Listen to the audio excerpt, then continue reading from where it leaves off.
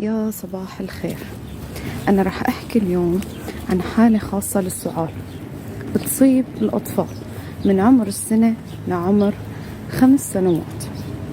طفل نائم بحالة طبيعية أو لديه رشح خفيف، وفجأة بالليل صار عنده سعال بشكل خشن مبحوح أو ما يسمى بالنباح.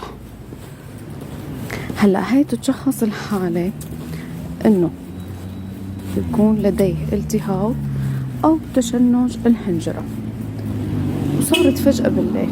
كيف فينا نتصرف مع هاي الحالة؟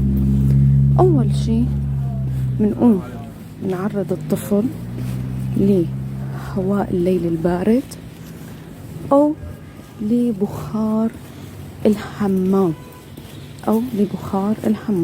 في حالة عدم الاستجابة وعدم التحسن لازم نراجع أقرب مركز طبي. دمتم بخير وصحة وعافية.